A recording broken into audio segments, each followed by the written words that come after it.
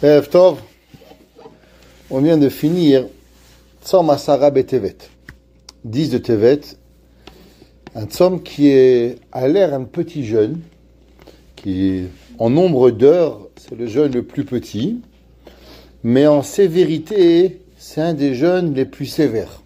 C'est marqué dans le Abu Draham.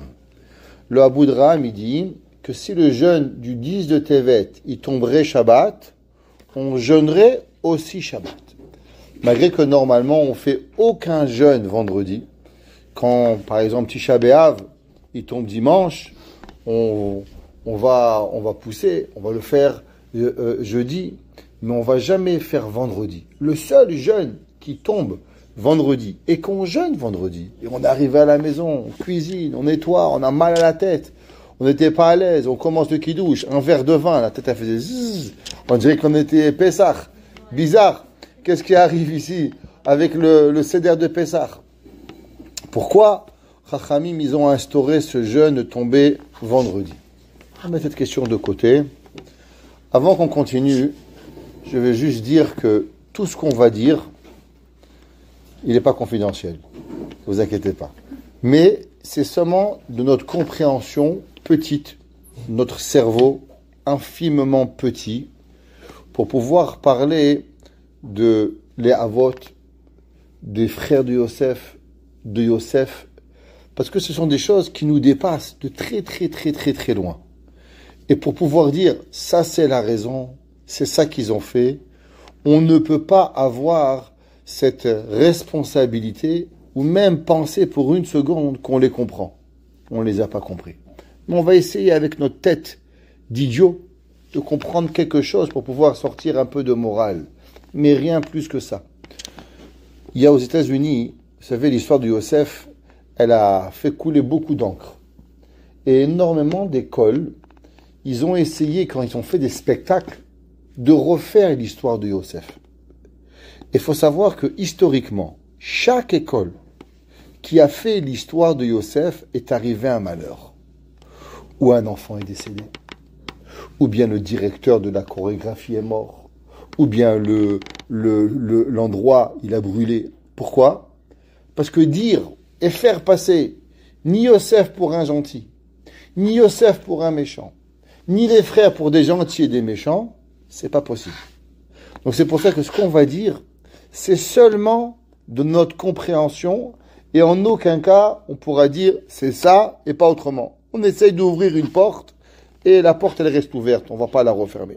Donc avec beaucoup d'humilité, on va essayer d'aborder ce sujet qui est trop grand pour notre petite compréhension. On voit, depuis Yaakov Avinu, il avait 11 enfants. Il va choisir Yosef, intéressant, de donner à Yosef plus qu'à ses frères. Tout va commencer à travers Keton et Passim, qui va donner à son fils une belle tunique rayée. C'est une des raisons que le jour de Pessah, les Ashkénazes, ils ont la coutume de mettre un habit tout blanc, comme à Kippour, sans aucune couleur. Dit le Chida, pourquoi? Parce qu'en vérité, pourquoi on est arrivé en Égypte? À cause que les frères de Yosef, ils ont vendu Yosef. Et comme ils ont vendu Yosef en Égypte, alors on s'est retrouvé en Égypte. Et tout ça à cause de quoi? D'une djellabia colorée. Alors le soir de Pessah, il dit le Chida, on a l'habitude d'avoir un habit blanc, sans couleur, pour se commémorer que toute l'histoire de l'exil d'Égypte, elle est arrivée à cause d'une djellabia de couleur. Alors nous, on met un habit blanc, sans couleur. Première question que le Rahaim Akadosh il demande, il dit, vous savez qu'il y a une halakha. Qu'est-ce qui se passe si un homme, il a 2 femmes et il a 2 garçons? Madame A, elle a un garçon. Madame B, elle a un garçon. Maintenant, c'est qui le premier-né? Comment on va choisir le premier-né? Les deux, ils sont des premiers-nés. Le premier-né de Madame A et le premier de Madame B. Prenons Yaakov. Yaakov, il a eu 2 femmes, 4 femmes. Il a eu le premier-né de Léa, qui s'appelait Réhouven, et il a eu le premier-né de Rachel, qui s'appelle Yosef. À qui elle appartient la Bechora? À qui elle appartient le droit d'aînesse? Le droit d'aînesse est un droit d'être le plus grand, d'avoir double part, À qui tout ça, cela appartient? La Torah dans Parashat Kitetse, elle dit, quand un homme, il aura deux femmes, il a toujours une qu'il aime plus et une qu'il aime moins. C'est une réalité. La Torah elle dit que la Bechora, le droit d'aînesse, il va appartenir à celui de la femme qu'il aime le moins. Ben Hasenoa, pas Ben Aaouva. Ça veut dire à qui il appartenait le droit d'aînesse? Il appartenait à Réhouven et pas à Yosef. Parce que entre Léa et Rachel, tout le monde sait que Rachel était plus aimée que Léa. Comme le passage qui dit, Vaya, que Yaakov a venu, Yaakov Ahav, il a aimé Gam et Rachel. Rachel, qu'est-ce que ça veut dire Gam et Rachel? Il a aimé aussi Rachel plus que Léa. Rachel était plus aimée. Alors pourquoi Yosef il a eu double part? Prenons un petit peu depuis les débuts de la création du monde. Akadosh Baruch Hu, il crée Adam. Adam, il va avoir deux enfants, Caïn et Hevel. Qui est le premier-né? Caïn. Qui est le deuxième? Hevel. Comment vont arriver à se bagarrer et même arriver au meurtre? Caïn va tuer Hevel. Le Midrash dit qu'est-ce qu'il va faire? Il ne sait pas comment on tue son frère. Alors il va commencer par les orteils et il va lui couper les orteils, les chevilles, les genoux, les pieds. Jusqu'à qu'il va lui couper la tête en morceaux. Dieu préserve. C'est pour ça que c'est marqué d'aimer Ahiratso Hakim. Les sangs de ton frère. Qu'est-ce qui s'est passé pour que deux frères, deux jumeaux, ils arrivent et ils se coupent en morceaux? C'est ahurissant. Ils ont le monde entier. Imaginez-vous le monde. Il n'y a rien. Vous pouvez prendre tout ce que tu veux. Mon fils prend l'or, l'argent, le trésor. Tout ce que tu veux. Qu'on n'est pas capable de s'entendre pour deux places. Qu'est-ce qui arrive?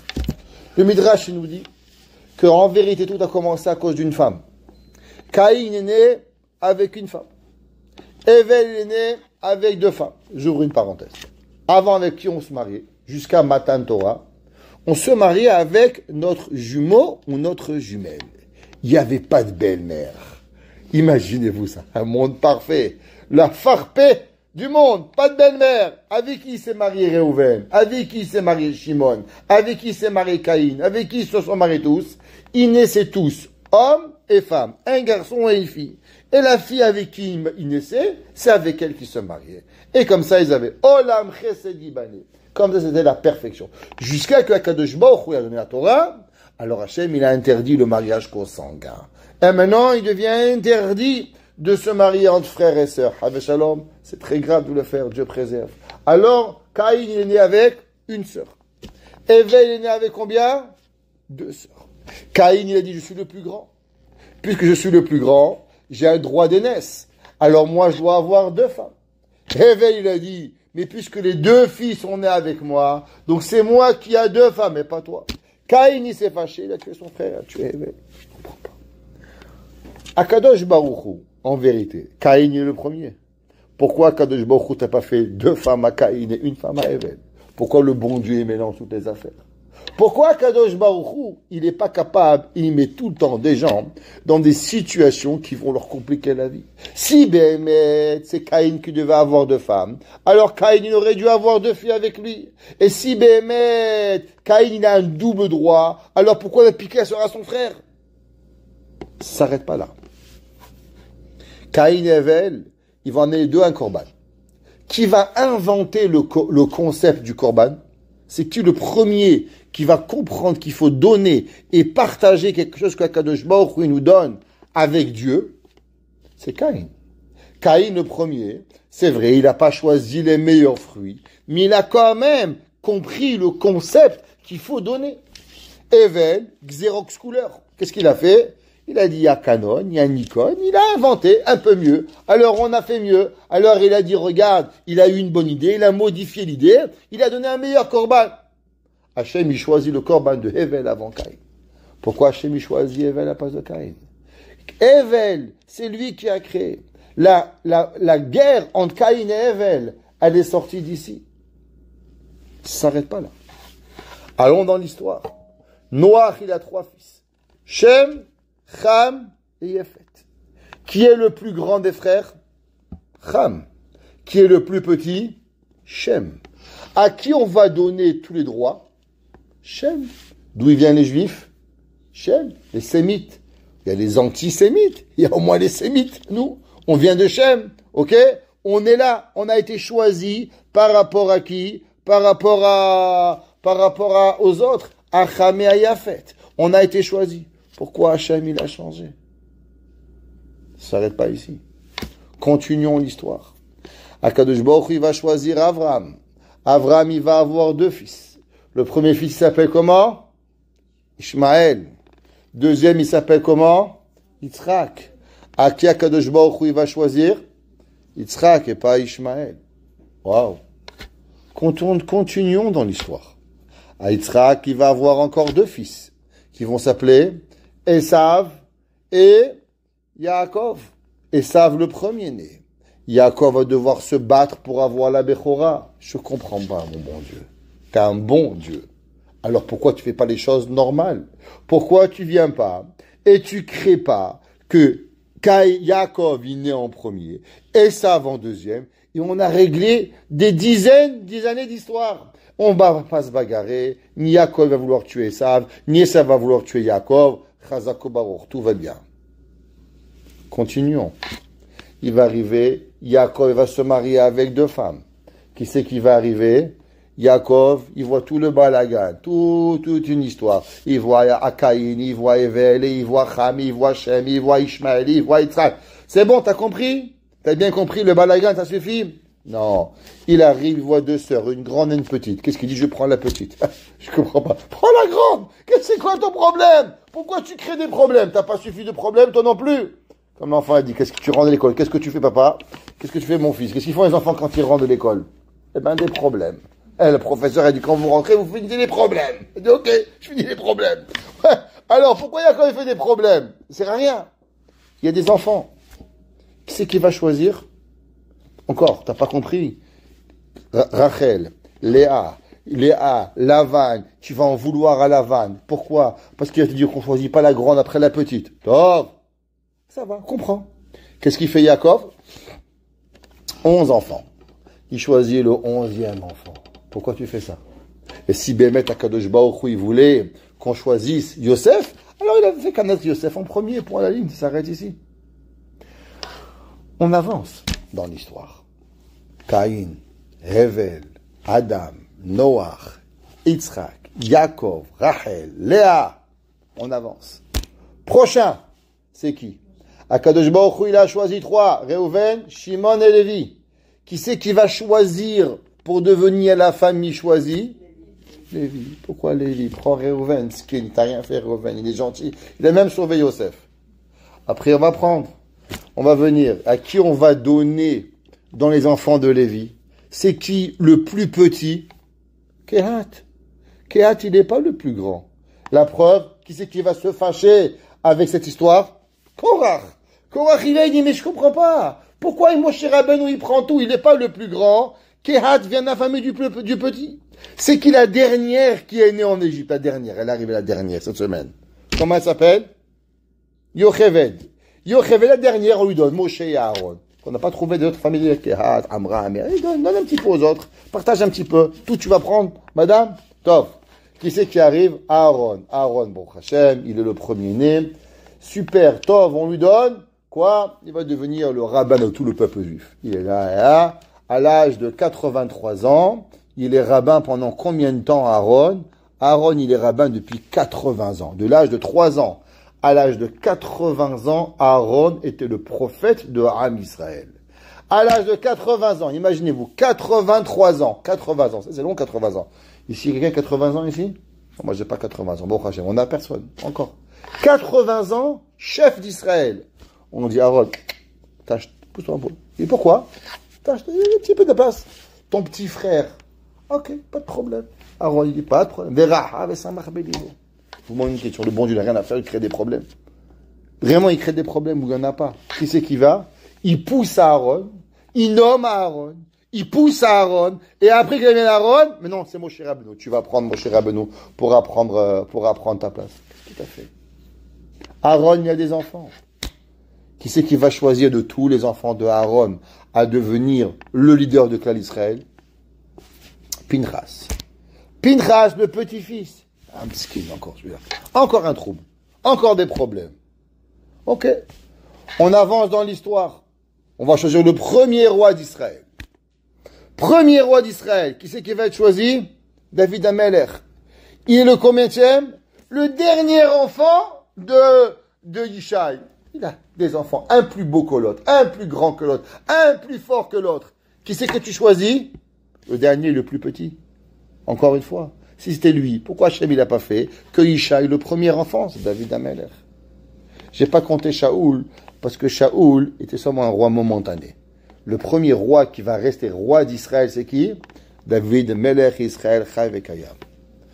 Ne croyez pas que ça s'arrête ici. Moi, chez David Amelech, il va avoir combien d'enfants? Combien d'enfants il avait David Amelech? David Amelech, il avait combien de femmes? 6 femmes et 12 concubines. Ok? Et combien d'enfants il avait? Juste dans les Yefat Toar, 400 enfants. Chaque fois qu'il y a la guerre, David Amelech, il prenait une Yefat Toar. Et il a eu 400 enfants, la Gemara a dit. 400 enfants. Qui était le plus petit de tous les enfants de David Amelech? Shlomo Amelech. Qui c'est que Shlomo va prendre? Shlomo. T'en as 400. Prends le plus grand. Qu'est-ce que tu m'as pris? Quel âge il avait quand il va devenir roi, Shlomo Amelech? 13 ans, de quoi aller jouer au billes. Et qu'est-ce que tu fais? Adonia, Avshalom. Pourquoi ils doivent râler? Parce que ça, ils ne comprennent pas l'histoire. Qu'est-ce qui se passe? Qu'est-ce qui arrive? Pourquoi Akadosh Baruch Hu il fait cela? On voit l'histoire, c'est pas une fois. L'histoire, c'est pas 2 fois. Et l'histoire, c'est pas 3 fois. L'histoire, elle va se répéter à travers toute l'histoire du peuple juif. Akadosh Baruch Hu, il envoie un message. Il y a les grands et il y a les petits. Akadosh Baruch Hu, il choisit pas les grands. Et Akadosh Baruch Hu, il choisit les petits. Revenons au jour de Asara Betevet. Chamim nous disent, c'est marqué dans le Yaro des Vaches, Rabbi Yonatan Eibeshitz, qui vivait en France, à Metz, grand rabbin de Metz, au XVIIIe siècle. Rabbi Yonatan Eibeshitz, copain du roi de France. Il dit le Sefer Yaro de Vache. Vous savez pourquoi on jeûne le 10 de Tevet? Parce que c'est le jour où Caïn il a tué Hével. Le jour où l'humanité, elle va prendre un tournant.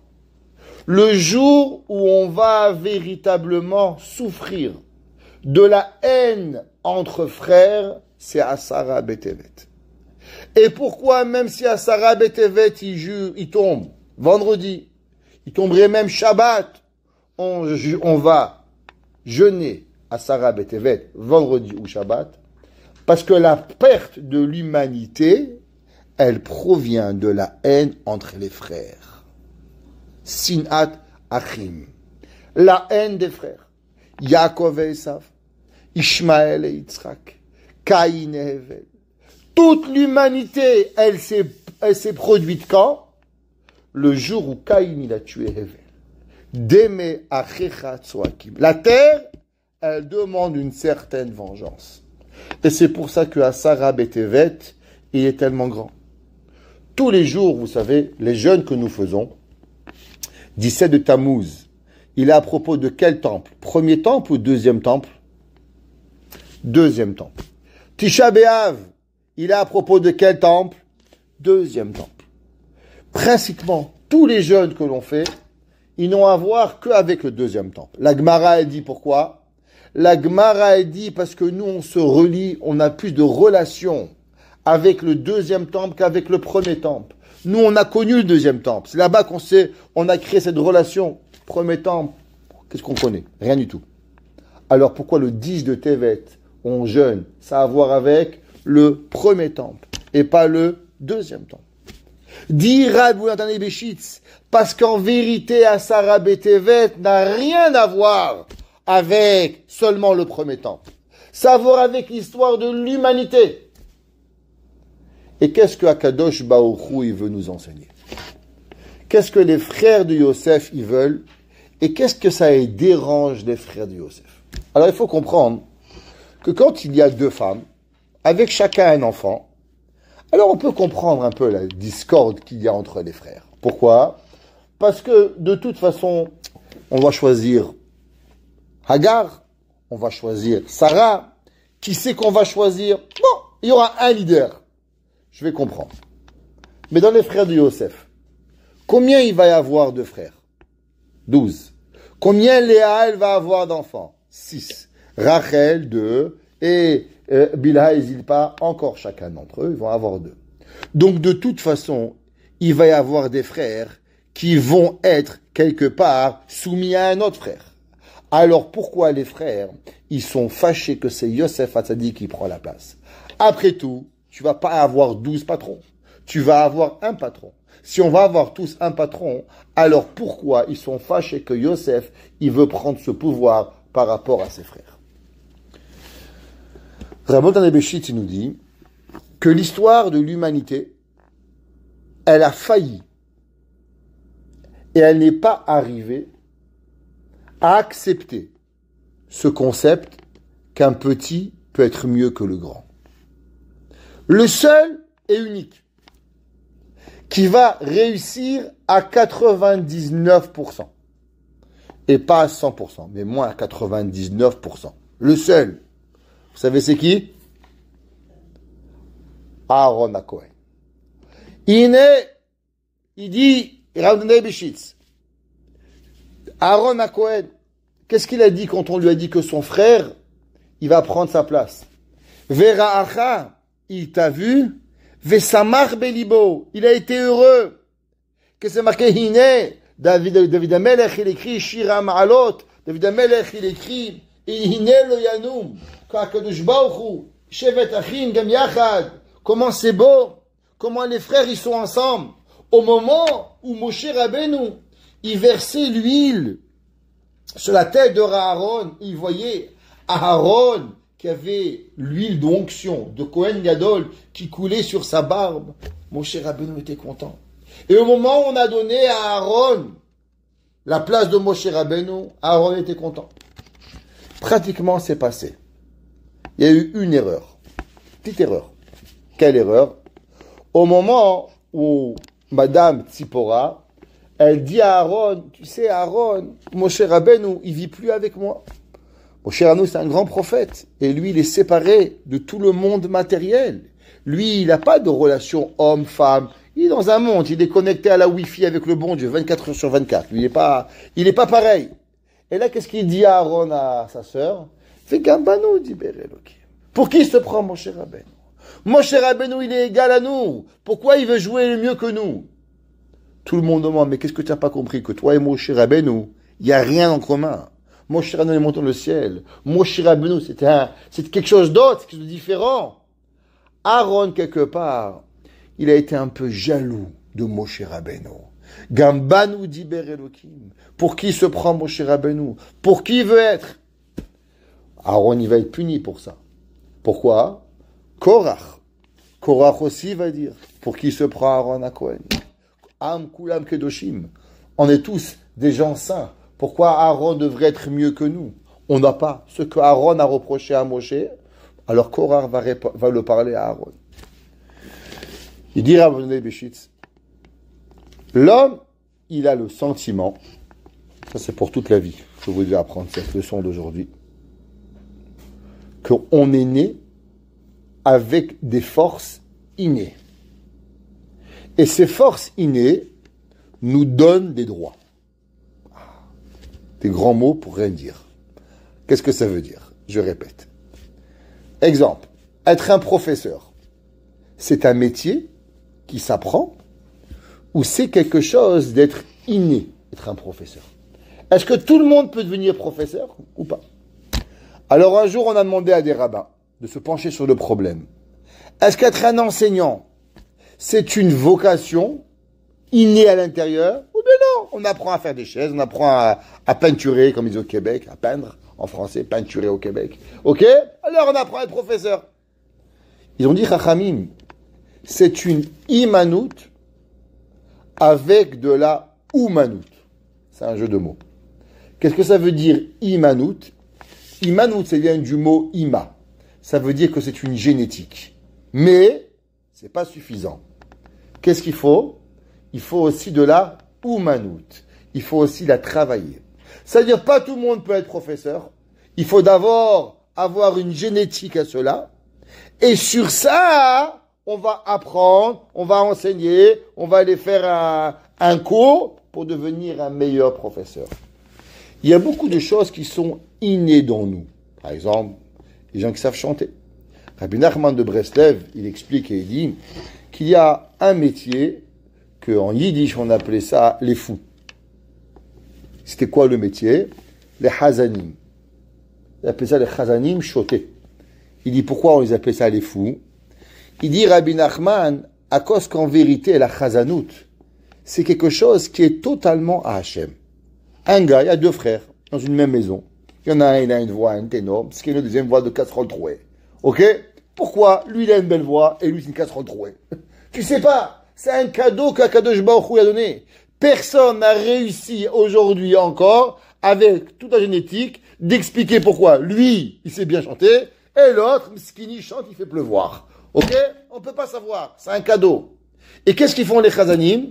De l'orgueil, ils sont là, ils se prennent pour je sais pas quoi. Quel est le rapport? Tu dois tout à Dieu. Parce que tu n'as rien fait pour ce que tu as eu. Rien de ton métier. Tu as le moindre, la moindre récompense personnelle. C'est tout de Dieu. Alors bien sûr, tu vas travailler pour avoir moins mal à la gorge, mais tu comprends que tu dois tout à Kadosh Baruch Hu. Alors c'est pas comme un homme, il apprend à être bijoutier, il apprend à être plombier, il apprend à être médecin, il a fait des années d'études pour pouvoir arriver. Toi, tu es né, depuis que tu es petit, tu es devenu chazan. On t'a fait cadeau. Alors de quoi tu as la gava? Il n'y a rien à avoir de gava. C'est pour ça que Rabbi Nachman dit chazan choté. Il dit le plus bête sur terre, c'est le... Je sais rien contre les chazaniens, ne vous inquiétez pas. Je ne suis pas chazan, mais c'est pas grave. Il dit pourquoi? Il dit parce que ils n'ont pas compris que tout devient de Hakadosh Baruch Hu. C'est un cadeau total qui vient de Dieu. Sur cette idée-là, on va essayer de travailler. Énormément de choses, beaucoup de personnes pensent, puisque c'est inné, alors c'est un droit. Exemple, la Torah elle donne des devoirs. La Torah elle dit Kabed et avicha ve et imecha. Et tu honoras et ton père et ta mère. Les grands frères, ils adorent ce pasouk. Ah, ils kiffent. À chaque fois. Et tu dois honorer ton grand frère. Mon petit frère, ils adorent. C'est leur plaisir de nous rappeler qu'ils sont grands et qu'on est petits. Ils ont deux plaisirs. Ah, c'est leur plaisir. Pourquoi? Kabet avicha ve et imecha. Et c'est vrai. Behemet, la Torah, elle leur a donné un droit. La Torah, elle leur donne une responsabilité. C'est vrai. Pourquoi ils prennent double part? Dieu préserve que les parents vivent 150 ans, 250 ans. Pourquoi ils ont une double part pour avoir? Béhémet, c'est parce que quand les papas sont pas là ou les mamans, ils doivent prendre des responsabilités pour pouvoir. D'après certains, c'est parce que les parents, ils les ont pris comme des cobayes. Comment les parents ils sont devenus parents? Ils sont entraînés sur les premiers-nés, mesquines. Ils sont tous tordus, les premiers-nés. Alors, puisque maintenant, on les a cobayés pour être parents, alors en remplacement de tous les erreurs qu'on a fait, on donne Pishnaïm, on donne double part. Mais allons plus profond que ça. Qu'est-ce que ça veut dire être le plus grand? Est-ce que le plus grand, ça veut dire automatiquement d'être le meilleur? Est-ce que ça veut dire que être le plus grand, j'ai plus de droits que toi? Qu'est-ce que Akadosh Baruch Hu, il veut nous enseigner? Il dit Rabbi Yonatan Eibeshitz, vous savez c'est qui généralement qui va réussir? Je suis pas Bechor, donc ça va. Généralement, les Bechorim, ils réussissent pas. Vous savez pourquoi les Bechorim, ils réussissent pas? Parce que les Bechorim, ils pensent trop que du fait qu'ils sont les Bechorim, alors ils ont des droits. Et comme ils ont des droits, alors ils travaillent moins que les autres. Et du fait qu'ils travaillent moins que les autres, alors ils ne méritent pas ce qu'Akadosh Baruch Hu leur donne. Et dans la vie, on n'est pas dans un monde de droit, mais dans un monde de devoir. Et il dit, regarde, Akadosh Baruch Hu, il a créé Caïn et Hevel. Caïn, il avait le potentiel de devenir la meilleure personne. Caïn, Akadosh Baruch Hu, lui a donné une femme. Qu'est-ce que ça veut dire, une femme? Une femme, c'est marqué, qui est le couple par excellence de la vie? C'est Yitzhak et Rivka. Yitzhak et Rivka, ils étaient tout seuls. Yitzhak, qui s'appelle un korban. Il n'avait pas deux femmes. Pourquoi? Parce qu'il est l'union totale. Akadosh Baruch Hu, il a donné à Caïn une femme. Parce qu'avec cette femme-là, il devait arriver au summum. Caïn était prophète. Et Béhémet arrivait à des choses incroyables. Il est arrivé à comprendre qu'en vérité, tout ce que Hachem il te donne, il y a une partie qui appartient à Kadosh Baruch Hu. Alors pourquoi Caïn il n'a pas donné les meilleurs de ses fruits? Pourquoi il est parti chercher les plus pourris? Parce que Caïn il a compris que Hachem te donne, mais il a cru que Kadosh Baruch Hu il a saqué.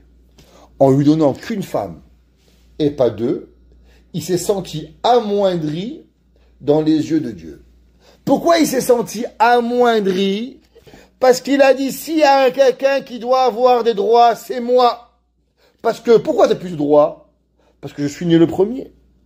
En naissant le premier, alors maintenant j'ai un droit sur toi.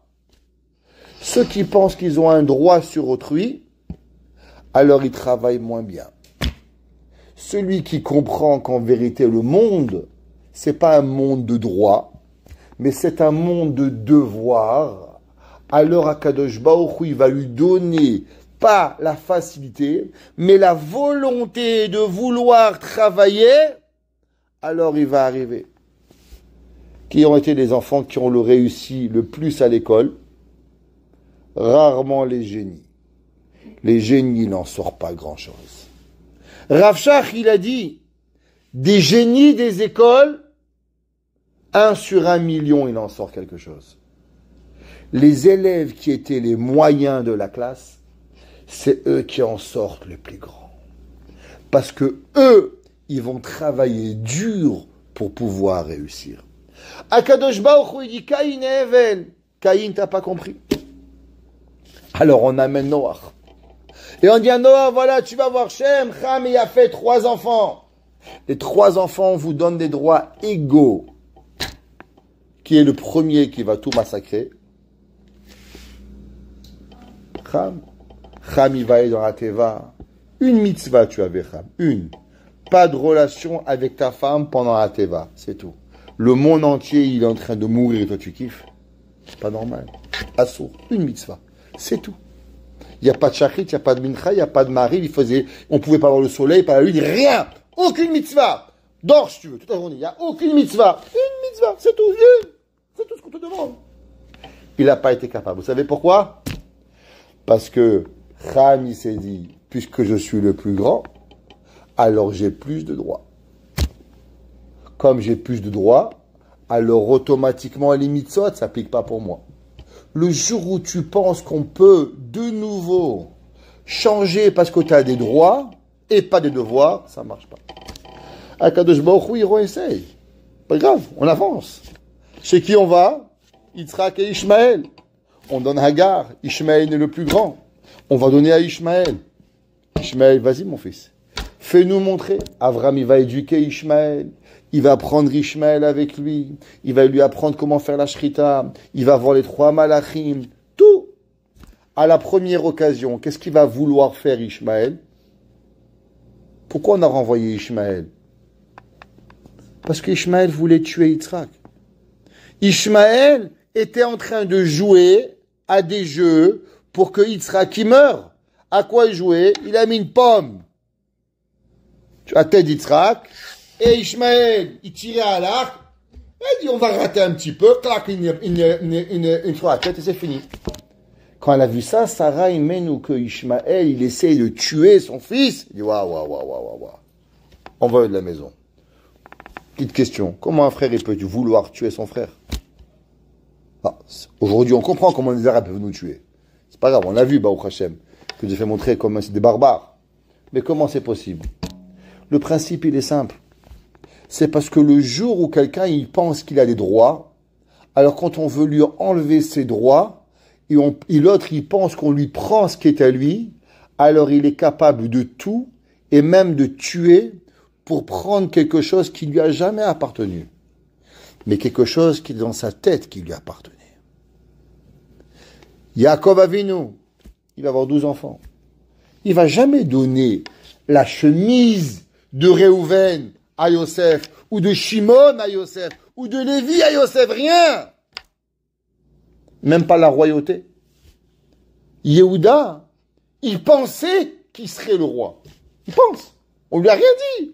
C'est jamais, il a eu une prophétie qu'il a mal eue. Pourquoi? Si vous regarderez Rashi dans Parashat la semaine, Parashat de Vayechi, il dit Rashi, Lo Yasur Shevet mi Yehuda ou mi Chokek mi Ben Raglav. Et il ne partira pas la royauté de Yehuda. À partir de quand Yehuda deviendra le roi d'Israël? Rashi dit un petit Rashi là-bas. À partir de David. Mais jusqu'à David, il y avait des rois d'Israël. La preuve, c'est comme Madame elle a dit, Shaoul Amelech. Shaoul n'était pas de la tribu de David. Alors comment il est devenu roi? De la même façon que Shaoul de Binyamin, le dernier des Shvatim, pourrait être roi, pareil Yosef pouvait être roi. Donc Yehuda, il va penser que lui, il est le roi, et sur ce que lui, il pense, à cause qu'il est le grand frère en âge de Yosef, il lui donne un droit de vie ou de mort sur son frère.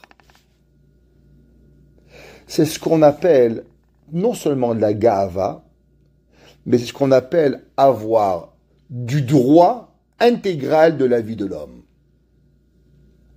Si on ne fait pas attention, on pense tellement qu'on est né avec des droits, que ces droits nous donnent le droit de la vie d'autrui. Et tout le temps, l'histoire, ça va être comme ça. Adonia, il va vouloir tuer. Avshalom va vouloir tuer son père. Je comprends pas, c'est ton père. Comment tu veux tuer ton père? Je suis plus beau, je suis plus grand, je suis plus fort, je suis mieux. Alors automatiquement, je peux être droit. Ah, il faut tuer ton père. Eh ben, tue ton père, c'est pas grave. Parce que c'est mes droits. Le seul qui va comprendre, le seul, vous savez c'est qui? Aaron. Aaron, pendant 80 ans, il va être le prophète d'Israël. Et on va lui dire, tu sais Aaron, ton petit frère Moshe Rabbeinu, qui était roi d'Afrique, ça fait 20 ans qu'il vit, qu'il est un berger, 10 ans dans une poubelle, il vit dans une grotte poubelle pendant 10 ans, sans se laver. Eh ben lui, il va devenir le leader d'Israël. Tu dis, ah ça va, c'est normal. Qu'est-ce qu'il a fait? Où il connaît? D'où il connaît? Il connaît rien. Il a grandi chez Paro, il n'a pas travaillé, il a rien fait. Pourquoi il va devenir? Aaron, il dit, après tout, c'est quoi le but? C'est Akadosh Baruch Hu qui donne les buts. Le même Dieu qui m'a donné, le même Dieu qui va donner à Moshe Rabbeinu. Parce que tout ce qui m'appartient n'appartient pas à l'homme. C'est Akadosh Baruch Hu qui nous donne des kochot, et ces kochot, ils sont là pour être remis au service de la communauté. Ça, c'est la force que nous avons. Un homme, ce qu'il a, le Rachaim Akadosh, il dit, exemple, c'est quoi le Maaser? C'est quoi la Tzedaka? Il dit le Rachaim, vous avez $100 en poche. Combien ils sont à vous? Vous avez gagné $100. Combien sont à vous? Il dit le Rachaim, 90. Les 10, ils appartiennent aux pauvres. Seulement le pauvre, il n'a pas mérité d'avoir une boîte aux lettres du bon Dieu. Toi, tu as mérité. Alors Hachem, il a envoyé chez toi $10 pour le pauvre. Maintenant, quand tu piques les $10 au pauvre, c'est pas que tu n'as pas donné au pauvre. Tu as volé du pauvre. Parce qu'en vérité, le pauvre, il a $10 qui sont chez toi. Ce que tu reçois, les forces que tu as, elles sont pas à toi. Elles appartiennent seulement à Hachem. Seulement Kadosh Baruch Hu nous les met à contribution de la société où l'on vit. Un, c'est la gentillesse. Un, c'est le leadership. Un, c'est la hava. Un, c'est l'organisation. Un, c'est la... Celui qui croit qu'à partir du moment où il vient sur Terre, il a des droits parce qu'il est né sur Terre, eh bien ça c'est le début de la catastrophe de l'humanité. Ça c'est le mois de Av. Le mois de Tevet et le mois de Av, ils sont reliés. C'est quoi la relation entre le mois de Tevet et le mois de Av? Alors on a dit dans un cours, on avait déjà dit, si vous vous rappelez, que Esav il a dit, moi je veux 3 mois. On partage, et moi je demande 3 mois. Ok? Il dit, quel mois tu veux? Il dit, je veux Tammuz, Av, Elul. Qu'est-ce qu'il lui a fait Yaakov Avinu? Il dit quoi? Tu vas arriver durant le mois de Tishri, sans préparation, ça veut dire quoi, les grandes vacances, si vous réfléchissez un petit peu. C'est toujours difficile le mois de Elul. Pourquoi? Parce que c'est moitié vacances, moitié préparation de Rosh Hashanah. On ne sait pas où se mettre. D'un côté, on a les enfants, d'un côté, on a la plage, d'un côté, on est au tennis, d'un côté, on va faire les slichot, d'un côté, il fait très chaud, la snoot, c'est très difficile. Après, se lever le matin, il y a la piscine. C'est un peu compliqué, bipolaire. Juif bipolaire à Kippour, de mois de Elul. Pourquoi vous rigolez? C'est vrai, c'est pas, faut savoir, si on dit pas les vérités, c'est qui va les dire? On doit se les dire. Le mois le plus ambigu, le plus important de la vie, mais de l'autre côté, il est le plus dangereux, c'est Elul. Par contre, il y avait un grand rave un jour. Il sortait pas de sa maison durant le mois de Elul. Il y avait plein de tzadikim qui sortaient pas de chez eux. Ils passaient leur temps à étudier. Et sa sœur, elle a eu un petit garçon. Alors, elle lui a demandé de venir à la Brit Mila de son fils. Alors, il ne savait pas, je vais à la Brit Mila, je vais pas à la Brit Mila de mon neveu. Et il dit, regarde, je fais ma valise, et je prie Hachem que si je rentre dans la charrette, qu'Akadosh Baruch Hu, il m'envoie un message, comme quoi d'aller ou de pas aller. Top. Alors il a pris Hachem, s'il te plaît Hachem, envoie-moi un message. Il sort dehors avec sa valise, et devant lui, qu'est-ce qu'il voit? Il voit un goy qui frappait son père. Dieu préserve. Oh, le rabbin, il aurait dit, oh, pourquoi tu frappes ton père? Il dit, pourquoi je frappe mon père? Il dit, on est dans le mois, la fin de l'été. C'est le temps où on ramasse le blé. C'est le temps où on engrange. Et lui, il passe son temps à dormir durant le mois, la fin du mois d'août. Il faut pas dormir. Il y a qu'une seule chose à faire. Travailler. Parce que chaque seconde de ce mois, il nous amène à la survie de l'année entière. Il dit, le Rav, on rentre à la maison. Il dit, pourquoi? Il dit, Kadosh Baruch Hu, il m'a envoyé durant le mois de Elul. C'est pas le temps de dormir. C'est le temps de quoi? De travailler. Pourquoi? À cause que c'est le temps où on doit emmagasiner pour pouvoir avoir l'année entière. Un Rav, il a dit, 3 jours de ça, dans un shiur, jeudi soir. Il a dit, durant le dernier Kippour, comment on était le dernier Kippour? On a chanté, elle n'aura rien du tout. Non, elle n'aura alila. Ouais, chacun il a chanté, chacun il a fait. Durant l'après-midi, on avait un peu mal au dos. On dit, je suis fatigué, j'ai faim. On s'est un peu reposé sur la table. Demandez-vous une question. Soyons honnêtes. Imaginons-nous qu'on avait su qu'est-ce qui allait arriver le 7 octobre. 21 jours, jour pour jour, après Kippour. Comment on aurait passé le Kippour? Est-ce qu'on aurait râlé quand on a fini 5 minutes plus tard? Est-ce qu'on aurait râlé qu'on a un petit peu mal aux pieds? Ou bien on aurait fait un Teilim de plus, une Techina de plus, une chanson de plus, quelque chose de plus le jour de Kippour? Parce qu'en vérité, quand est-ce que Dieu a décidé qu'il fallait avoir ce massacre? Eh bien, le jour de Kippour. Parce que le jour de Kippour, quand Hachem il a décidé, toi tu vis, toi, c'est ce jour-là. Et on est tous responsables. On est tous responsables qu'on n'a pas prié une seconde de plus, une minute. On n'est pas arrivé une minute avant la synagogue. On n'a pas fait un Vayavor en plus avec Havana. À la Shemona Esrei, on aurait dit Alchet. On aurait dit Alchet. On aurait dû crier plus fort, demander pardon. On aurait dû prier sur nos frères plus. On est tous responsables. Chacun de nous. Chacun ne peut pas dire à moi, c'est pas mon problème. C'est tous votre problème et mon problème. Peut-être mon problème et votre problème et mon problème. Chacun de nous, c'est notre problème. On ne peut pas s'en sortir. On doit avoir la responsabilité que Akadosh Baruch Hu nous donne. C'est quoi? C'est quoi la haine des frères? La haine des frères, c'est simple. C'est parce que je crois que j'ai des droits plus grands que toi. Parce que je suis plus beau. Parce que je suis plus riche. Parce que je suis plus intelligent. Parce que X, parce que Y, parce que Z. Combien de gens, ils se bagarrent?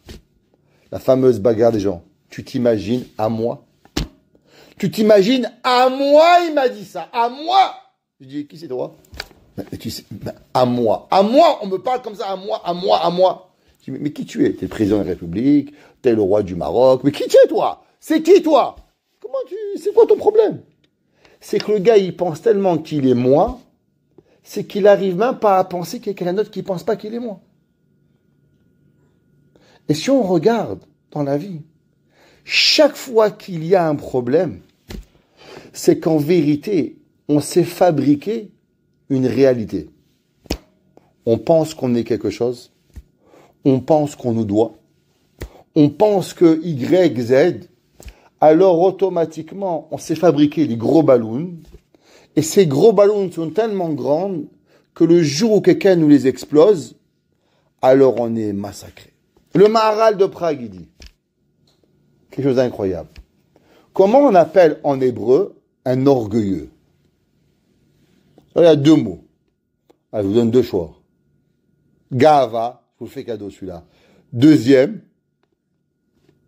Gassé Harouach. Que veut dire le mot Gassé Harouach? Plein d'air. Il dit le Maharal, pourquoi les orgueilleux, on les appelle des pleins d'air? Il dit le Maharal, c'est simple. Il dit, regarde, prends un ballon. Quand est-ce que le ballon il va faire du bruit quand il explose? Seulement quand il est plein d'air. Prends un ballon vide, trous-le. C'est pas d'air, pas de bruit. On prend un ballon, tu le gonfles, tu le gonfles, tu le gonfles, tu le gonfles.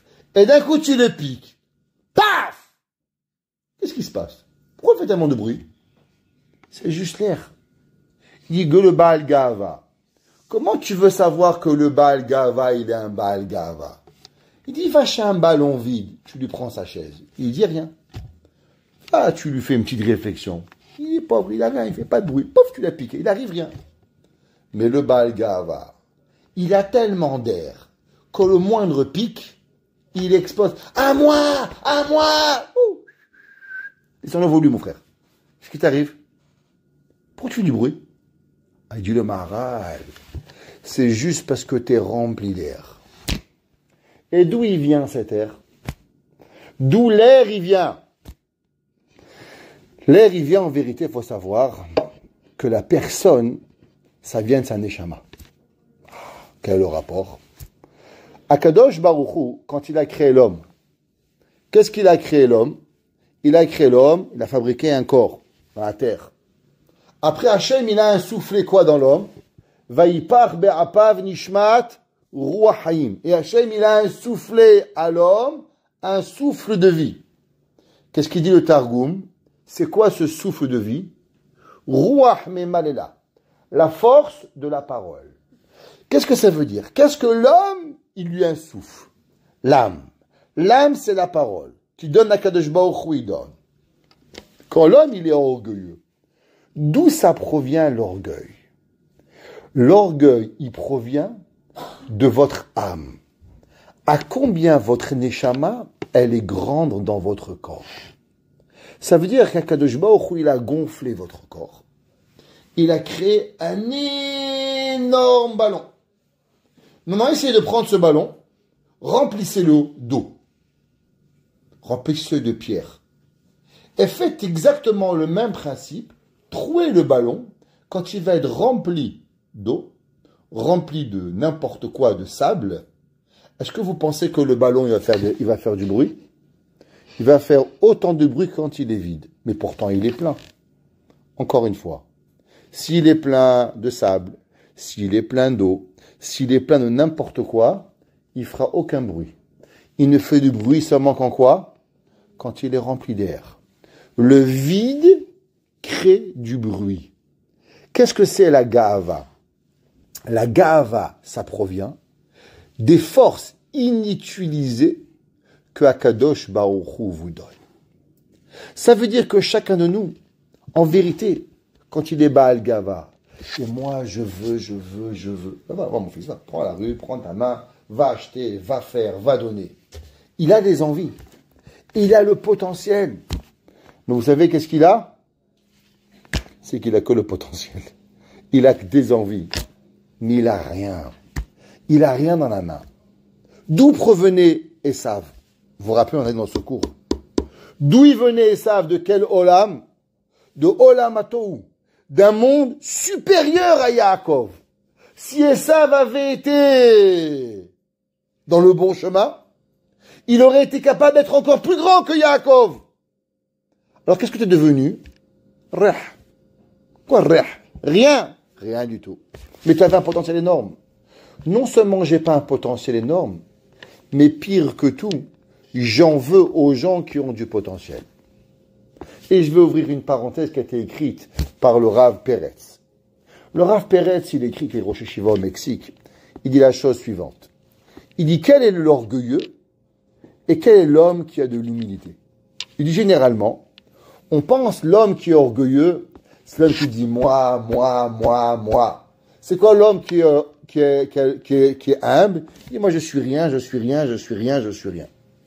Je vous pose juste une question. Est-ce que vous pensez que Moshe Rabbeinu, qu'on allait voir Moshe Rabbeinu, dit Moshe Rabbeinu, qui c'est qui est monté au ciel prendre la Torah? Qu'est-ce qu'il répondait Moshe Rabbeinu? C'est mon cousin? Il dit c'était moi.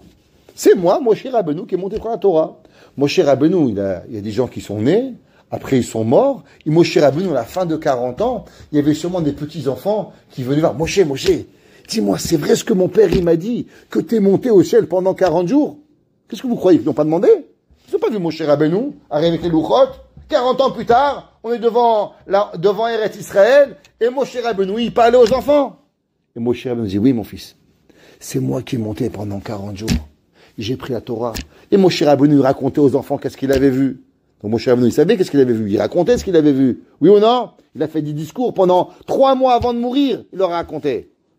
Alors c'est quoi l'orgueil? C'est quoi l'humilité? Moshe Rabbeinu savait exactement qui il était.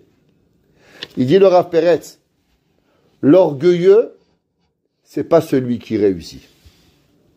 Parce que celui qui réussit, il de la même façon que moi je réussis, alors toi tu peux réussir, et toi tu peux réussir, et toi tu peux réussir, et toi tu peux réussir, et toi tu peux réussir, et toi tu peux réussir.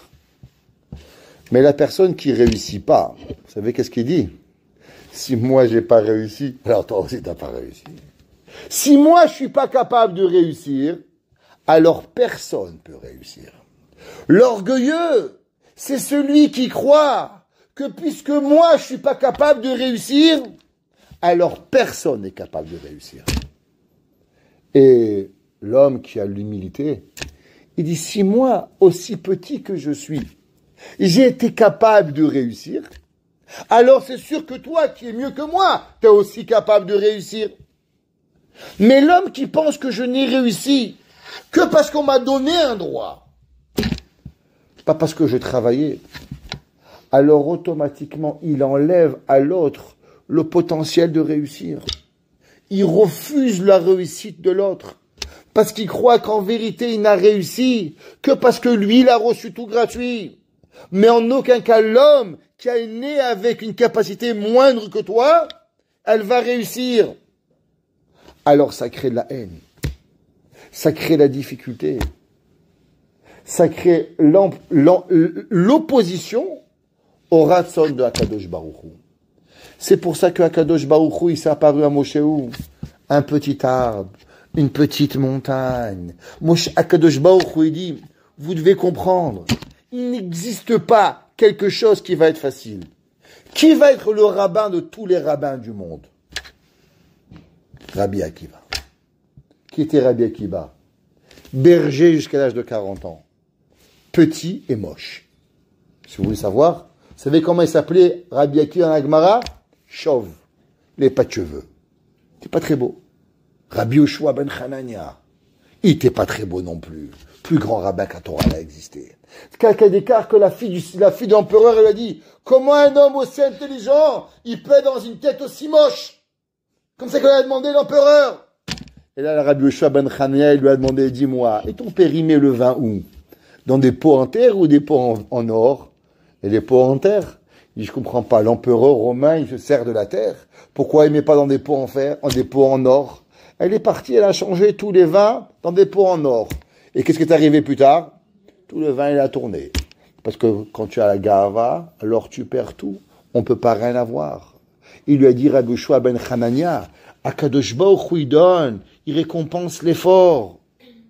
Depuis qu'on est petit, on nous a éduqués faussement.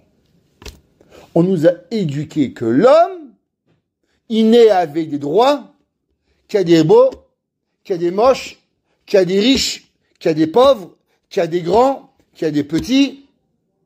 Et il y en a qui sont petits, noirs et moches. Et qu'eux, ils n'ont pas le droit. Et ils n'ont pas le choix. Bon, il finit comme un président américain, il s'appelle Obama. Ok? Ça va, vous suivez au moins. Alors, qu'est-ce qui arrive? Ça, c'est ce qu'on nous a donné comme éducation. Mais la Torah, c'est pas ça. La Torah, elle a décidé qu'en vérité, il n'y a aucun droit. Les droits n'existent pas. La seule chose que tu as, ce sont des potentiels que tu peux aller chercher. Comment?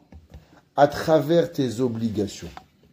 Plus tu vas avoir des obligations, et plus tu vas devoir avoir des droits, et plus tu vas pouvoir réussir. Ratsa Kadosh Baruch Hu. Les Akot et Israël. Akadosh Baruch Hu, il a voulu donner un mérite au peuple juif. C'est pour ça qu'il leur a donné des mitzvot. Moi, j'aurais dit le bon Dieu, tu sais, c'était très sympa. Donner une mitzvah, comme ça, je suis sûr d'avoir Olam Haba. Mais 613 mitzvot, j'ai 612 chances de me planter. Pourquoi c'est marqué Ratsa Hakadosh Baruch Hu, les Akot et Israël? La réponse, elle est simple. Si on avait une mitzvah, alors on aurait eu un cerveau d'une mitzvah. Si on a eu 7 mitzvot, on a un cerveau de comprendre 7 mitzvot. Pourquoi les juifs, ils sont plus intelligents que tout le monde? Pourquoi les prix Nobel, ils sont majoritairement juifs? C'est pas une blague, c'est une réalité. Pourquoi? Parce que Akadosh Baruch Hu a donné 613 mitzvot, donc 613 obligations, donc 613 importances pour pouvoir se dépasser à 613 fois. Alors Akadosh Baruch Hu nous a donné des obligations et donc des potentiels encore plus grands. Le grand, comment il peut réussir?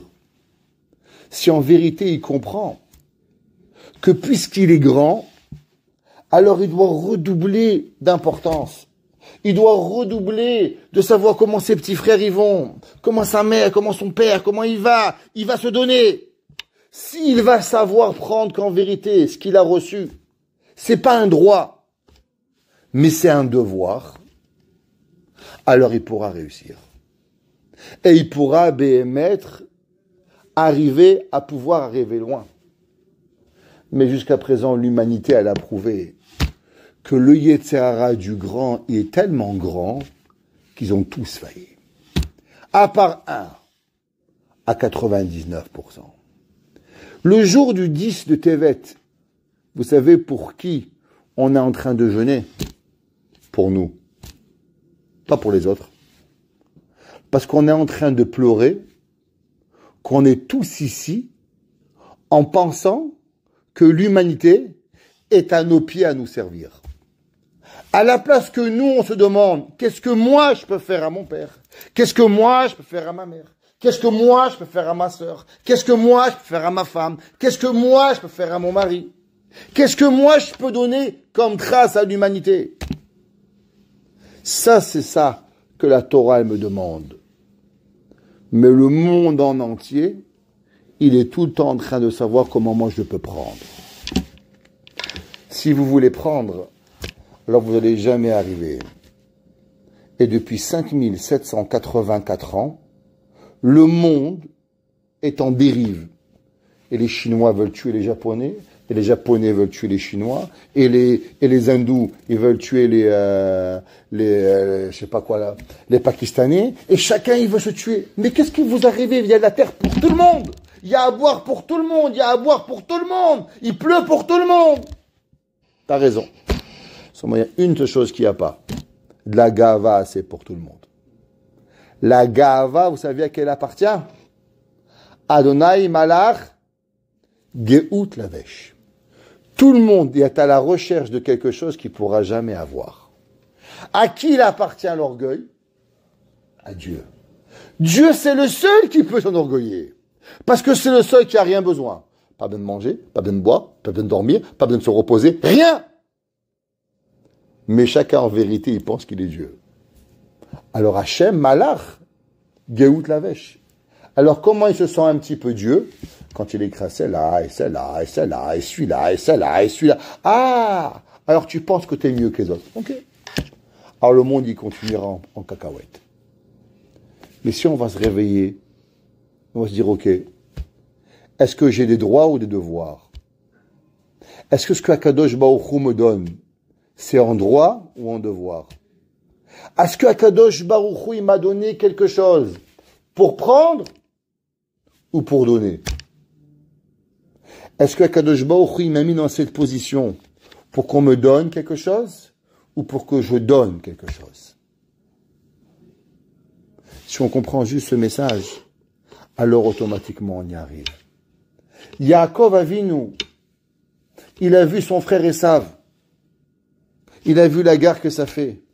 Il s'est dit, ok, mais Esav, il n'avait pas de Torah. Je vais nommer mon fils Yosef au-dessus de ses frères, parce que eux, ils ont oui la Torah.